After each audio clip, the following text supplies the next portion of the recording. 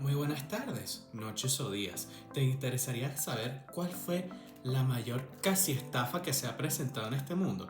Ven y te cuento un poquito más. Hoy te voy a presentar el caso de Graham Houseworth y cómo casi iba a falsificar más de 2.5 billones de dólares. Antes que nada, debería recomendarte que primero revises la descripción del video para ver si te interesaría un poquito más los artículos que voy a dejar en la descripción, cuyo cual fueron el apoyo y base de mi investigación. Asimismo, sin más nada que empezar, comencemos. Que nada, hay que entender la importancia exactamente de qué consiste un bono. Un bono son emisiones de títulos de deuda que son tanto por organizaciones públicas o privadas, que serían como entes financieros, banqueros, gobiernos o la persona que está haciendo la emisión de este bono, que se comprometen a pagarle a los deudores, que sería la persona original que pagó el valor de ese mismo bono, en un determinado periodo de tiempo, el pago inicial del monto más los intereses que perjudicaron en el tiempo. Asimismo, también estos bonos son de renta fija para poder recaudar capital de los inversores que están participando en este proyecto y además para poder sustentar el Estado o el mercado que se está participando. Entonces, ¿cómo se inició este caso y exactamente quiénes eran sus personajes principales? Bueno, el primer personaje principal era Graham Houseworth, con 69 años de edad, y era un científico pionero que ayudó al uso de huellas dactilares en casos de crímenes especiales, mientras que Michael Slaham, que contenía 58 años de edad, era un exagente secreto del país de Yugoslavia y además participó en grupos relacionados como redes criminales que hacían la falsificación de estos bonos de crédito. No eran personas que tenían que ver nada con el mundo financiero, ni eran representantes de entes de gobierno o además de una empresa. Lo único que hacían era la emisión y además la firma de estas bonificaciones falsas. A continuación de la idea anterior, esto comenzó cuando Michael Slaham decidió mudarse a la nación de Canadá, ya que se sentía cansado, abrupto, de ejecutar tantas actividades de espionaje para los croatas, y además decidió empezar una nueva vida y ideas de estafa.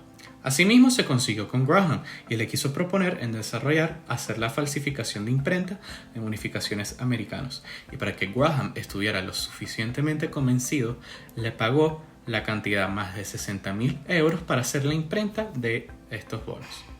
Claramente, como ya se mencionó, es que Michael ya llevaba tiempo desarrollando estas actividades porque ya participaba en esta red criminal. Y asimismo fue así el inicio de una de las mayores ideas y grandes casi estafas de la falsificación de estos documentos. Para el momento, ya Michael y Graham tenían impreso más de 5.000 bonos falsos. Pero ahora vamos a desarrollar cómo exactamente fueron descubiertos estos dos criminales. El descubrimiento de la estafa de estos dos bonos, en el caso de Graham Houseworth, es que dos hombres en el Banco de Toronto, localizado en Canadá, decidieron llevar más de 25 millones de dólares valorados en bonificaciones monetarias en el año 2001, cuyos cuales eran firmados y certificados por el mismo Graham. Cuando el banco decidió indagar más sobre la autenticidad de este bono, descubrieron que su autenticidad era nula, ya que en verdad presentaba un número de errores que mencionaremos más adelante de este video. Y además fue descubierto por las autoridades de Hong Kong, que notificaron que Graham Houseworth estaba haciendo la imprenta de falsas bonificaciones monetarias, ya que arrestaron a dos australianos que contenían la certificación y firma del bono falso. Asimismo, Graham Houseworth fue arrestado en el banco HSBC, que se localizaba en Londres, y cuando la policía decidió indagar más sobre su bóveda personal, descubrieron que tenían más de 2.5 billones de dólares en bonificaciones falsas. A diferencia de su compañero Michael Slaham, fue descubierto en el año 2002, ya que le pidió a su abogado británico que le produjera falsos bonos monetarios, pero este decidió mejor notificarle a las autoridades sobre las actividades ilícitas de Michael Slaham, cuyo cual fue arrestado. Desde este sentido, Michael Slaham fue procesado en la corte, pero fue liberado en el marzo del 2002 bajo fianza. Claramente, Michael Slaham decidió hacer un movimiento bastante descarado. Fue ir a la bóveda de Metropolitan Safety Deposit Box, el cual intentó extraer de su propia caja fuerte más de 150 billones de dólares en bonificaciones falsas. Pero por suerte, en el momento estaba la misma policía de Londres, ya que en verdad estaba en la búsqueda tanto de Michael Slaham y de la bóveda en donde se encontraban las falsificaciones de bonos monetarios. Asimismo, terminó siendo arrestado Michael Slaham. Ahora lo que vamos a desarrollar es de cómo fue el procedimiento de la corte y cuáles fueron sus sentencias finales con respecto a estos dos criminales.